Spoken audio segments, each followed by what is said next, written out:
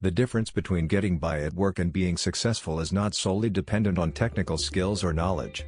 We all know colleagues who have strong people skills and not the strongest technical abilities but who nonetheless possess a distinct position of leverage or influence at work.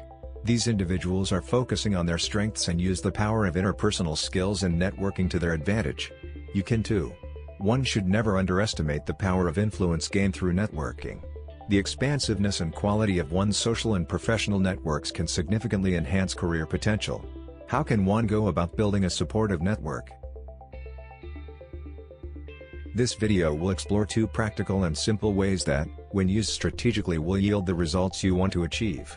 The first things to do are collect and organize the business cards from the people you meet so that you have their contact information. Obviously, collecting cards is just the first step. Find reasons to send contacts an email, call for advice, or to give some information related to their interests. Don't do so incessantly, but regularly, once a week or bi-weekly is appropriate. It generally depends on the significance of your reason to contact them and their past receptiveness. Take the time to research their company website so you can make relevant connections and based on inside track information of what's important to them. Keep in mind that just as it is sometimes awkward to reconnect with old friends or acquaintances after a period of not seeing one another, the same is true in regards to building a network. The longer you are out of touch with business associates, the more difficult it is to reconnect and get back in the loop. To help you make this a consistent priority, be strategic about your contacts. Jot down regular reminders in a planner or electronic organizer so that you don't leave your connections to chance.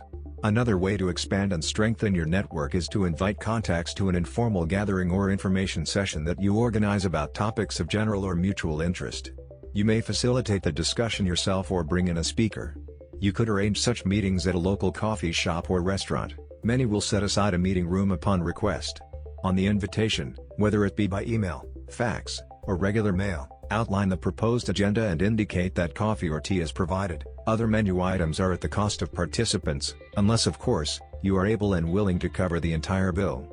This can be a relatively low-cost way of meeting with contacts and sharing ideas. This intentional way of meeting your contacts on a regular basis strengthens not only the relationship you have with each of them but also allows for your contacts to meet one another, an opportunity for which they will be grateful.